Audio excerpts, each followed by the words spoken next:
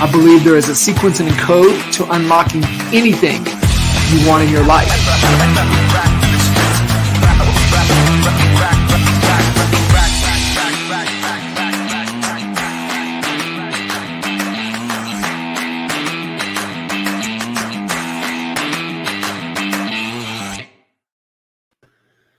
What's up? Hey, buddy. How are you? Doing good, man. How are you? I'm doing great. How's the golf game? Golf game is actually, I canceled our coaching call last week because I was golfing, and I shot a 86. And I'm headed out to Blue Jack this weekend. We got about 8 of us golfing Friday, Saturday, and dinner. And so pretty excited about it, as long as it doesn't rain. Yeah, that's awesome. Yeah, any time that I get out these days, man, it's always a good thing. Yes, sir. Always a good thing. So what's up, man? So, I know, we've had a great conversation on the Expert Mentors episode, which is more, really a concept and idea training, something that's working well in the business that we share. But, I love, these more of the coach code, just being able to dive a little bit deeper in a conversation. And so, man, I would love to just dive a little bit deeper on your story. And, how long has your dad been in the business? So a couple weeks ago was his 40th anniversary. So we had a big 40th anniversary party with a lot of our builder partners. But yeah, 40 years in a couple weeks now. That's crazy. So kind of growing up, for you growing up, around real estate. And I did not, however, who I've been riding with for 18 years did in kinder. And so, I see that. And kinder went straight in where you went a different route first. So. Yeah, my dad always sort of talked down about real estate and not really about real estate, but more about his own ability. He didn't graduate college, and I got really good grades and went to a good school. So he always talked to me about business and money and investing, and never really pushed me on the real estate front. And I think a big reason was he thought he was super lucky and that eventually the realtor was going to go the way of the travel agent. And I graduated college in 2008, which was his first year in decades where he did less business than he had done the year before. He still did 100 million, but he thought that 100 million was going to go to 80 and then 60 and 40. And so just the timing of when I was doing it, I never really was exploring real estate out of college. So I started my career in investment banking on Wall Street, doing mergers and acquisitions, and obviously was super close with my dad and stayed in touch about real estate. And my sister went to work with him after a year out of college. And so eventually I decided I wanted to get back to Houston and jumped in. That was about 8-9 years ago. Wow, it's crazy. Where'd you go to school? Washington and Lee University in Virginia. Yeah. How come you chose that? Believe it or not, I got recruited to play basketball there, and I never heard about it. A lot of people, it's in Virginia, but a lot of people in Texas end up going there. And I did some research on the school, top business school, really good school. And so I knew I wasn't going to play anywhere professionally. And so I wanted to get a good degree. And so that allowed me to play basketball and get a good degree. And so it was awesome. Yeah. I didn't play all 4 years, but I did graduate from there. What's the, I played a little bit golf in college. So kind of get that. What was that experience like for you? Well, the college experience was pretty terrible because my coach was pretty terrible. And I was going to a school that, although I got really good grades and good SAT scores, I was paid $0 to go to school there. And I had scholarships at other places, but this was just a better academic school. And so, our coach treated it as if we were at like a big time Division I program, even though we're Division III, and running like crazy during practice, during the season. And so it was very military based. and we would have like 100 people at our games, less than my high school game. So he sort of sucked the love out of basketball for me. But it was a great experience to play at a college level. Some of the teammates are still friends of mine. So that experience was great, but I had enough after about a year. Yeah, sometimes we have to experience, bad coaching, bad leadership to know what we don't want, right? Or even what we do want. And yeah, sometimes those experiences are just as important as having those great mentors and those great leaders as well. Yeah. Man, you said something about your your dad and kind of the belief of going the travel agent route. What kind of led to that, and kind of where is that thinking at now as we look at where real estate is moving into the future? Yeah, it's funny you say that. Timing is always super important, and so '08 when I graduated, that was his belief, and his risk, and he thought that, hey, Andrew went to college, he went to a good school, he can do something else, kind of deal. And '09 for him was better than '08, and 10 was better than 9, and so his business started back growing again right after that little dip, and so when I joined in 2013, his opinion had completely changed on that, and that the business might look differently. There might be disruptors like we see all the time, but the relationships between client and realtor in a transaction, even if you're sophisticated, you don't really do this that often. And so that relationship, being able to call someone, at 7 p.m. on a Saturday, it's just hard to automate that. It's hard to automate that relationship. It's hard to, eliminate that with convenience. Some of these companies are doing. And so his view has definitely changed on that front. It was just sort of a time in history where he was going through a downturn, and he had that limiting belief. But, I think the realtor is going to be around a long time. It might look different. We might do our business different. We might have to learn different ways to get to the consumer. But it's a scary transaction and a scary thing for even the people that have done it a couple times. And so that relationship is vital. And so we sort of keep that at the forefront of our minds when we're marketing and building relationships, is that how can we solve a problem with the consumer? And that's done well for us, and we've continued to grow with that mindset. Yeah. Yeah. I think you and I are on the same page with that, as far as it very well could look a lot different. I still believe it's always going to come down to a decision of trust, and that you can't automate that. So yeah, I think it's super important. Before jumping on board, so you jumped on board in 13, just between college and 13. What the heck were you doing? Yeah, so M&A investment banking. So the best way to explain that is companies would come to us. Usually we were lower middle market. So we're dealing with companies that, anywhere from 20 million of value to probably up to 250 million. So these were entrepreneurial led companies that would come to our investment bank in the division I worked in, and they would say, okay, I built this company up, I want to sell it.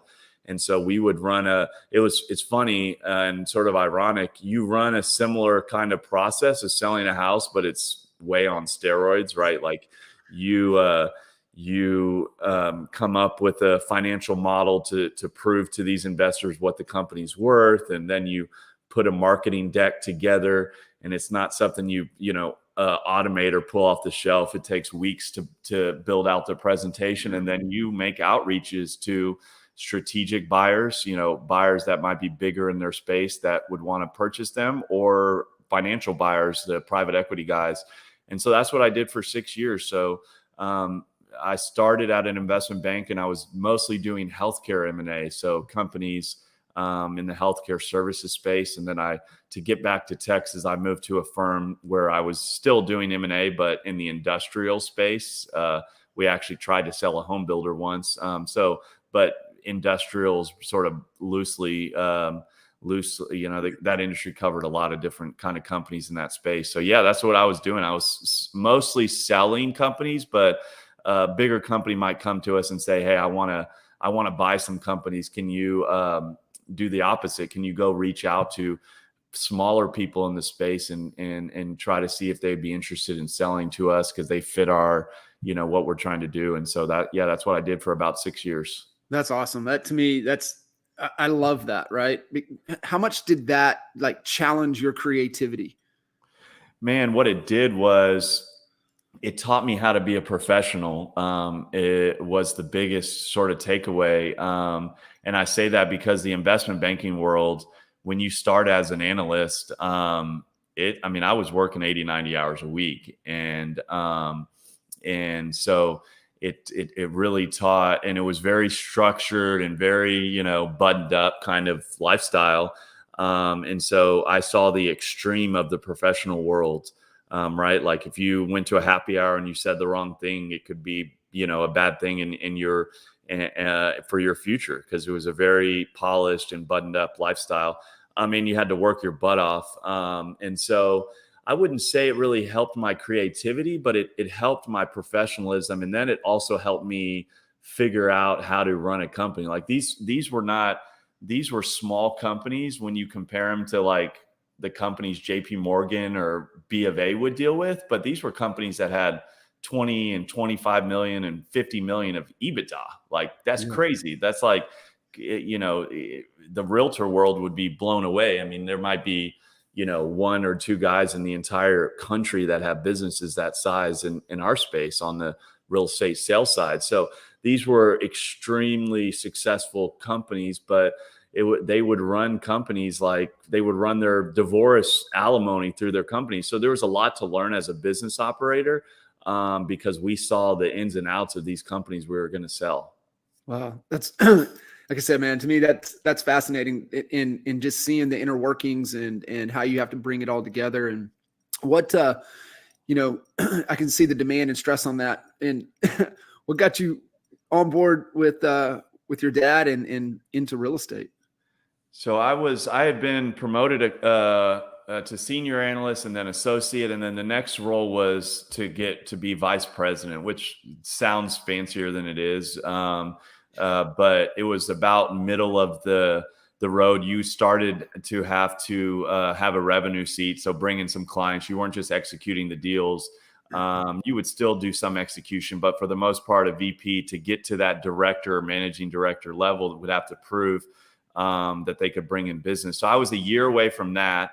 And when I switched firms to get back to Texas, and I told my dad, like, man, everyone at the managing director level, like if they have a bad couple quarters, they're like worried that they're going to get fired, and they're on the road 3 days a week and having bad marriages and not great relationships with their kids because they would have to travel so much and just very cutthroat. And so I told my dad, I was like, I want to do it, get the vice president title, and then maybe come back and work for you for a couple years, and then I'll go to business school. And in investment banking, a lot of what you make is a bonus that you get 1 day a year. And so it would far exceed what your salary was. And this investment bank I was at basically screwed over everyone that year for bonuses, which banks will do it if they can get away with it. And so I got out of that meeting where I got my bonus, and I called my dad. I called my dad crying because I was pissed that I had worked for this company and they just screwed everyone over and said they were going to do one thing and did something else. And 2 weeks later, I had waited until the bonus, because it was still substantial. So I waited till the bonus hit my bank account and broke my lease in Dallas and moved to Houston. So it was more of, it was thrown into me because I was sort of jaded by this industry that I'd been working my butt off for 6 years. And I was like, oh, I guess I'll give real estate a try. I want to be in Houston. That's what really drove it, is that family was super important to me. And so it was a way for me to get to Houston. And then best thing that's ever happened to me, but I didn't go in it with like, I really want to do this. Yeah. I mean, you and I've talked about it. A lot of people default right into this industry. I mean, I did, right? I came on board with Kinder on the back of the house operation integrator role, and I was like, hey, might as well get licensed. So that was for me, and we see that a lot. So, you getting in, what you were doing for 6 years, how were you able to bring that and carry that into the business on the real estate side? My dad ran a very good relationship based business and he had a very good name. And then he had good people that would handle the transactions. But what I brought that he didn't do great of was the efficiencies of running a business from a P&L perspective. He did enough business and made really good money just because he brought in a lot of business. But like, I'll give you an example. He had a couple employees that their jobs they were in a car a lot. And so he would reimburse their mileage at whatever the IRS rate was. And he was paying about $100,000 a year in just reimbursement on mileage to these 3 W-2 employees. 2 of them had the same job, different territories, and one was like our runner that was doing signs and lock boxes. But we had a lot of listings, so it was a full-time position. And so I'm here looking at the P&L a year into it, like, holy crap, he's paying $100,000 to reimburse mileage for employees for their own vehicles, right? And so I went in and did an analysis of like, what if we buy them these cars, and then we're not having to reimburse them at the 56.5 cents because they're driving company cars. We'll give them a gas card, so they're not out money. And so that ended up costing us like a fifth of the cost. And so I brought those kind of things because I knew what a P&L was. I knew sort of how to look at expenses and see what's broken, what's not broken, what can we tweak. And so a lot of that sort of business acumen, I would say, is investment banking gave me, where I sort of took my dad's very relationship-based business, which by any standard was super successful as a realtor. And I just sort of made some tweaks to run it a little bit more efficiently. And so that's why we've been able to grow. I strongly believe. I mean, he did I tell people he did the hard part. He did he got us to 150 million. Now we're at 600 million. We just haven't screwed it up. But a lot of that came from sort of looking at a P&L and seeing what we were doing wrong and trying to fix it. Yeah, I love that. And what would you say? Because most real estate agents, they don't have a clue. They don't know. And where would you tell them, like, hey, here's some basic 101 you need to pay attention to really kind of understand and look at your business as a business and kind of understand what a P&L really is?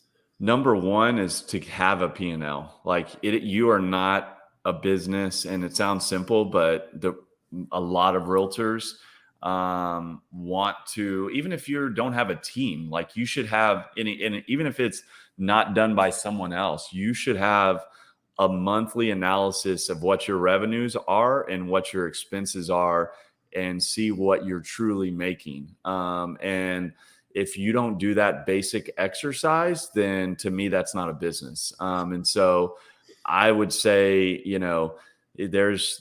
used a bookkeeper for a while. We brought it in-house for all of our businesses, but we used a bookkeeper for a while that cost us about $500 a month, right? They would get their QuickBooks because they would do it for a lot of real estate teams, and they would get us a P&L every month. Cost literally $500 a month and to do that. And so to me, that's step one.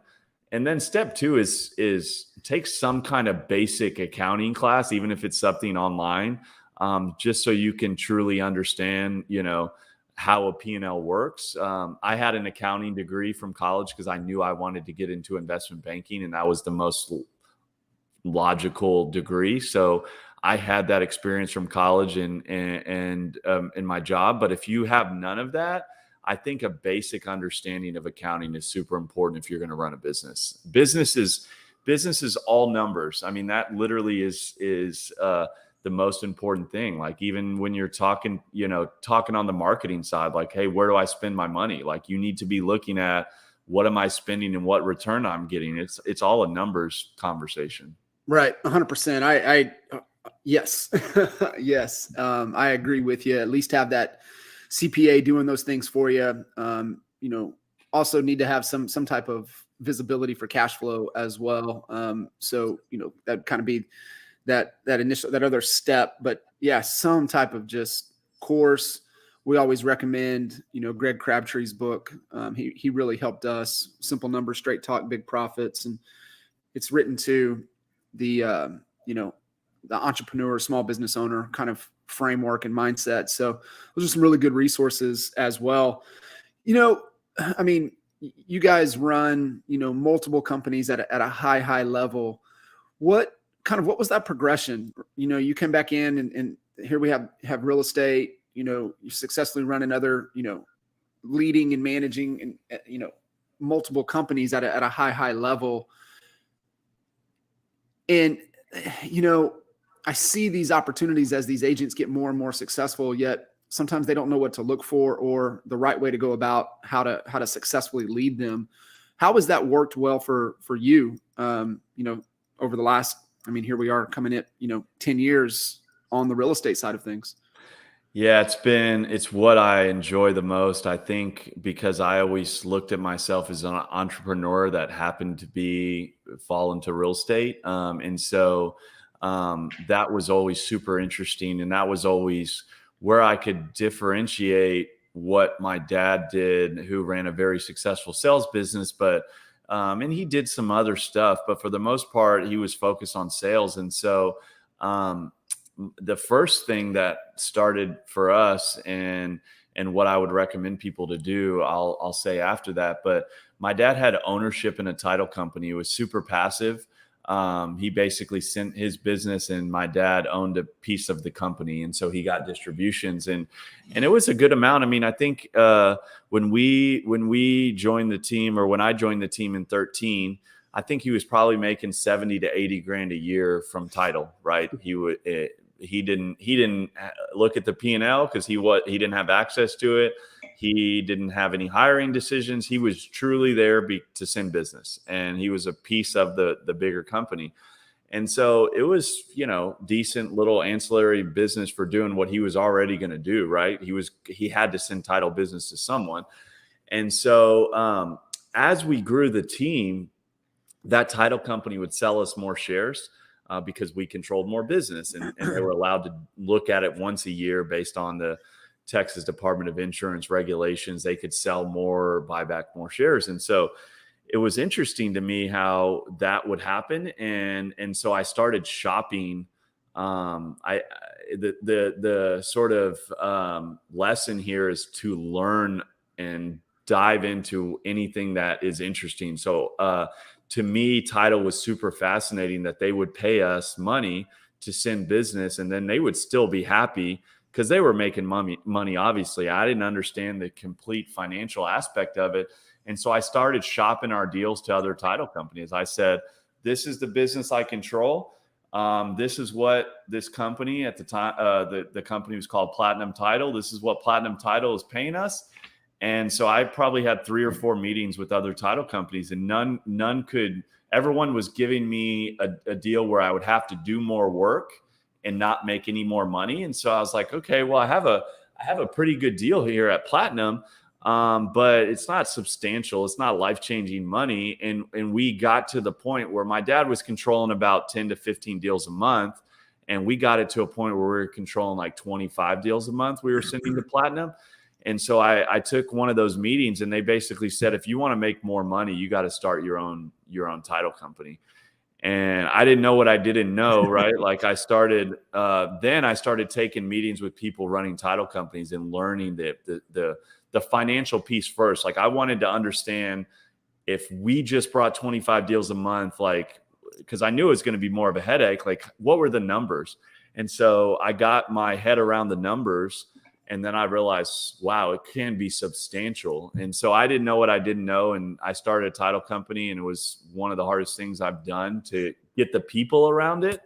But that sort of started that itch of like, I can use the Franklin team, our real estate sales business, to create these other ancillary businesses. And now we're up to like, we have title, hard money lending, real estate investing, and we haven't even announced it, but property management. And a couple of those businesses are getting to a point where they're more profitable than the sales business. Yeah. I love it. We had to do those things out of necessity, not opportunity, like what you're seeing and what you're talking about here. What is it finding the who? Is that the most important thing in having multiple companies? That's 100% it. Once you know enough about it, right? So I was really close to starting the title company on my own. And I remember being at a happy hour, an event, and I was talking to someone. They're like, man, for a realtor, you know a shit ton about title. And I was like, yeah, because I'm about to start a title company. And it's funny, when I started in 2013, even though my dad had been in the business 30 years, I didn't know what title insurance was. My dad set me up with Platinum Title so they could give me like Title 101. And then 5 years later, I had my own title company. But that's just because I learned like the ins and outs of title and how it worked. And that was a year process of like taking meetings and learning from other people that knew way more and asking questions like, what is a title plan? Like, what is a title commitment? Like all those things. And so you have to really know the industry first, and then it's about the who. Like all those businesses are able to do very well with my involvement is probably anywhere from 1 to 5 hours a week because I really got a good who to operate it. Yeah. Yes. I mean, it is about that who. I love that, going deep in knowledge based on the industry. What for you, 1 to 5 hours, like what, from that vantage point, that viewpoint, like what are you looking for? What are you looking at, right? When you look at the P&Ls and you look at the leading indicators, is there a set, like certain things that you're always paying attention to? Most everything in the ancillary businesses is I'm like hyper focused on my involvement is hyper focused on driving revenue. And so like my title company, I every twice a week I get an update of like where our business is coming from, what reps are bringing in business, what shareholders, because we have a handful of shareholders, what shareholders are bringing in business, what the Franklin team is bringing in. And then that paints the picture to me of like where to spend my time. Like, okay, do we need another rep in this office, or do I need to talk to a shareholder and say like, why is their business down? Are they still sending us business? And so most of the businesses I'm more involved on the revenue side. And I'm not really involved on the operations side. All the who's for me are the ones operating the day-to-day of the business. And so if I can help drive more business through relationships or, anything I've done with marketing or lead gen, I'm not out there lead genning myself, but I'm focused on our salespeople who are, and why is business down or why is it up or what is working good. And so that's probably where I spend most of my business, but it's all numbers. It's all like, okay, and it's more of the leading indicators. So, cause I already know where the P&L is going to be because I look at these numbers way before the P&L is ready. And I'm trying to see where our P&L is going to be a couple months from now, so I can make the necessary tweaks that's needed for us to grow and thrive. No, I love that. And what do you like coach your leaders, the who's leading those organizations? Like what's, educating them? Is it the same thing that you're looking at, that you want them to look at, want them to understand, and how, what behaviors, what actions influence those? Yeah, I mean, I want every one of my leaders at these companies to sort of look at the business similar to me, not because I know um, more or anything. It's more because I truly run the business based on what the numbers are telling me.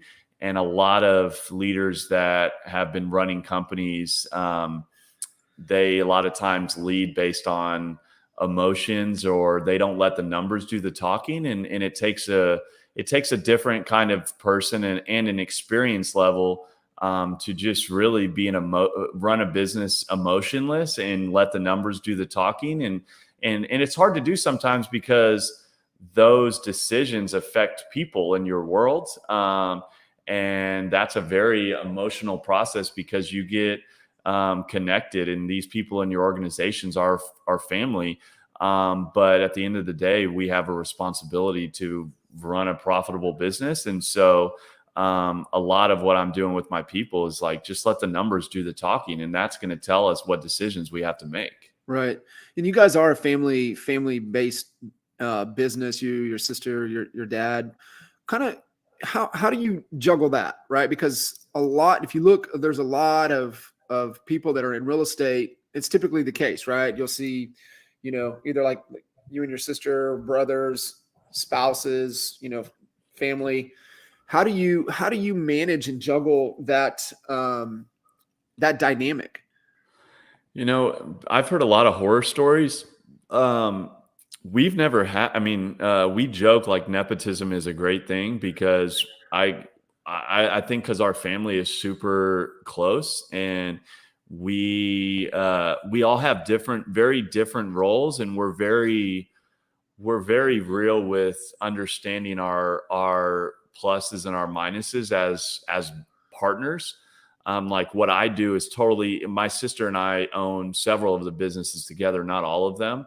And what she does for the Franklin team is stuff I don't really like, and what my strengths are, she doesn't really like, and same with the title company. And so we get very real with the roles we have, and we and our contributions as well.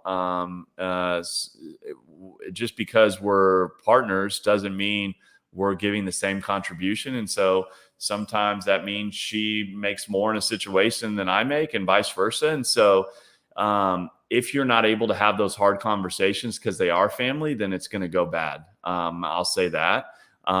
Because we're so close, we are able to be very honest with each other. And that's why it's worked super well for us. I love that. And is there a common, vision, common goal that, you guys rally around that we're in pursuit of?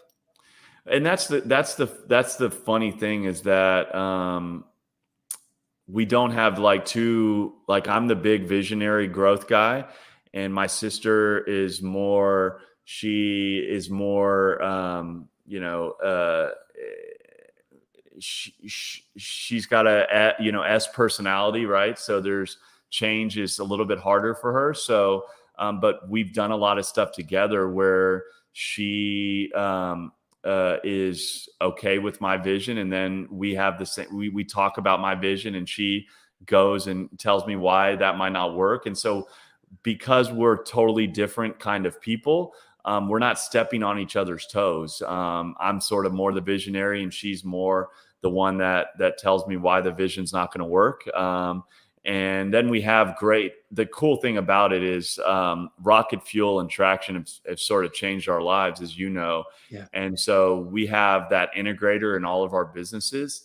And so that allows us to really execute on our vision. But we definitely have different roles. And I think if you have a spouse that are too similar, or sister, brother, too similar, I think probably a recipe for disaster. And maybe we just got lucky that we have totally different personalities.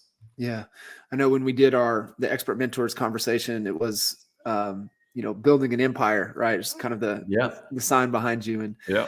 And so what does that empire look like for you?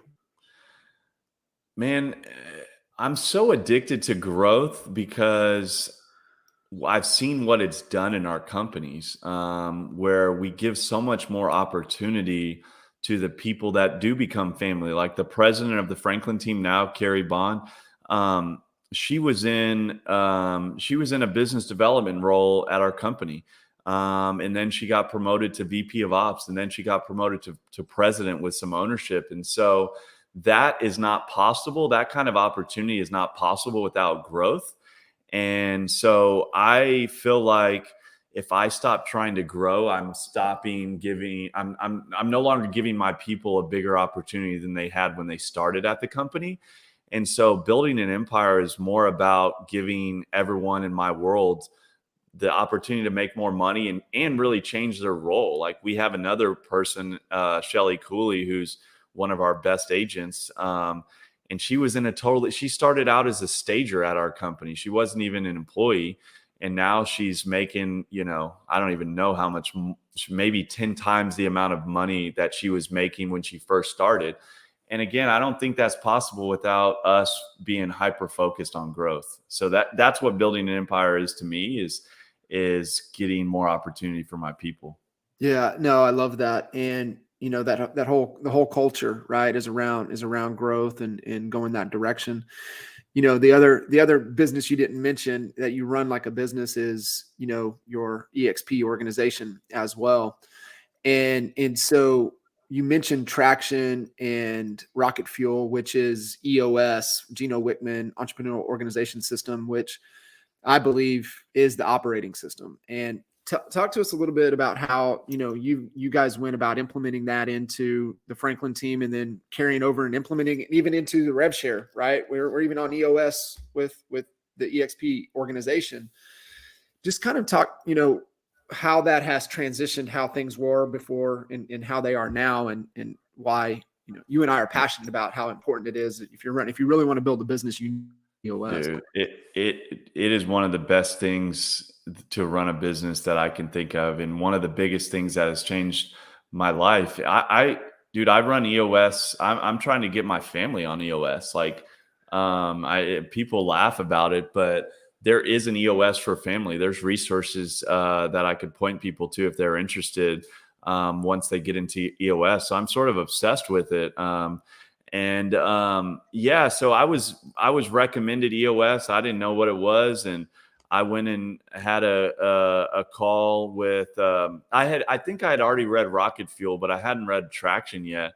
And I had a call with an EOS implementer. Right, EOS you can do yourself by reading those books, but we went the implementer route. And those of you that don't know, what you do is you basically meet with someone that's an expert on EOS, and they help you get your business onto EOS and all the tools that EOS provides. And so we meet with our implementer pretty much once a quarter, and it's an all-day meeting. And he basically has just told us about all the tools that EOS has, and then helps us get on those. So we never had core values. We never had like a 10-year goal, a big, hairy, audacious goal. That is what EOS calls it, a BHAG. We never ran our meetings efficiently. Like, that's been one of the most impactful things of EOS, is how to really have a cadence and have a structure of a meeting. And so I joke with people that I thought I was a pretty smart business person, and I think I was pre-EOS,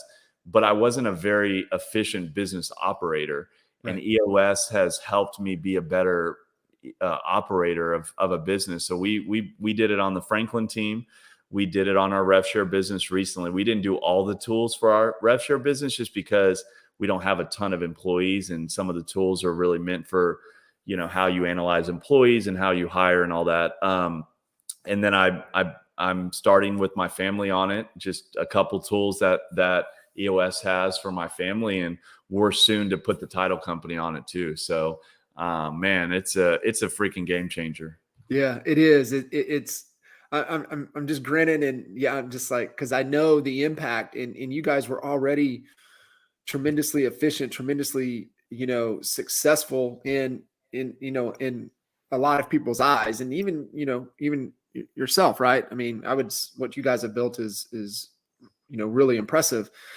Yet there's always layers to get better. And that's just like, you guys went to a whole nother level, and that's just going to catapult. It's almost like that, it's like pulling that rubber band back. Right. And then it's just boom. It allows you to spring forward so much. And I really believe that's what EOS is going to do for you. One of the things that I want you to kind of talk through, because as we're going through a little bit of a transition kind of here in the market with real estate, how you guys had to kind of shift through 2021, right? Coming out of the pandemic, because you guys were heavily based around the builder side of things, and had to navigate those changes. I just love for you to kind of just talk through that, because there's some principles there that can be applied that people can take away to look at moving into this future of where real estate is. Yeah, we were 60% of our business was home builder referrals. And so for those of you that are listening that always think like, oh, you go and list homes for builders. We do, but that's more at a low cost. We don't make money. We're doing that for the relationship. When I say builder business, it is someone walks into a model home, they don't have a realtor, and the home builder will refer us that client that has a home to sell.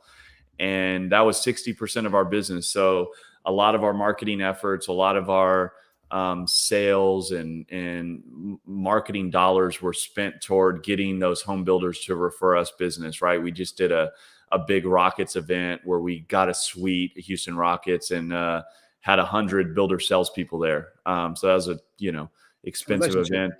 Yeah. So that was sort of how our business was built. And during the pandemic, because things were so crazy for builders, and they, had 8 people lining up for 4 homes, that was sort of, the numbers that they didn't really need to refer us, because our referral would take place during the sell cycle of the client deciding whether or not they wanted to move forward with the builder. During the pandemic, that sell cycle was like 1 day. And so the salesperson at the home builder did not need to work them through a typical sales cycle to get over objections and see what their home was worth, to see if they wanted to move forward with the builder, because they had a frenzy with people wanting to buy. And so those referrals pretty much went away overnight. And we could feel it, because we were getting, anywhere from 5 to 10 of those leads a week. And those were very solid leads. Like those are not like your internet leads. These are like basically come list me leads. And so it's a huge part of our business. And we were like, holy crap, we really love our people and we see our revenue going down. So we need to try to pivot, because we don't want to have to lay people off, because we don't know. And we don't know when this builder business is going to come back, when they're going to need us again. And so, we went the recruiting route that, the best thing we could do to combat that was add agents to the team and focus heavily on the retail side of our business, open houses and buying leads for the first time, and really focus on our sphere. What I would say the traditional realtor does. And we went from, 10, 12 agents to 35 agents in that period of time. So we have about 35 agents, and everyone was toward the retail side of our business. None were on the builder side. Yeah.